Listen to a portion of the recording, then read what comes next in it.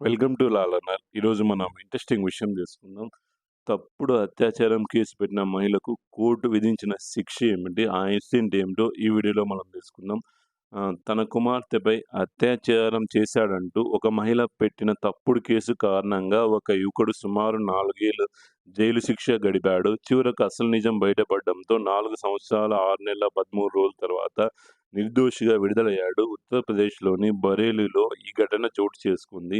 బరదరి police station పరిధిలో నివసించే ఓ మహిళ తన కుమార్తెపై అత్యాచారం జరిగిందంటూ 2019 డిసెంబర్ 2న పోలీసులకు ఫిర్యాదు చేసింది. తన 15 ఏళ్ల కూతుర్ని అజయ్ అలియాస్ రాఘవ్ ఢిల్లీకి తీసుకెళ్లాడని, మత్తు పదార్థాలు ఇచ్చి అత్యాచారం చేశాడని అందులో ఆమె పేర్కొంది. దీనిపై కేసు నమోదు చేసిన పోలీసులు బాలికను న్యాయస్థానంలో హాజరుపరిచారు. అజయ్ తనపై అత్యాచారం చేశాడంటూ బాలిక తొలుత వాంగ్మూలం ఇచ్చింది. దీంతో ఈ కేసు అప్పట్నుంచి పెండింగ్‌లో ఉండగా నిందితుడు 4 ఏళ్లుగా జైల్లో ఉన్నాడు. ఆ తర్వాత కోర్టులో విచారణ సందర్భంగా బాలిక అసలు విషయాన్ని వెల్లడించింది.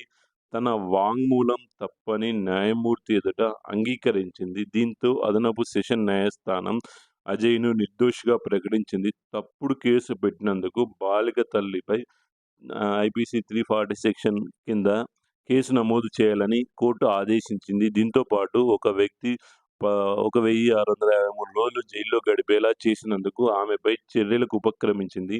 మహిళను కూడా జైల్లో అన్ని రోజుల పాటు ఉంచాలని జడ్జి జ్ఞానేంద్ర త్రిపాఠి ఆదేశించారు. దాంతో పాటు రూ. 5,88,822 జరిమానా విధించారు.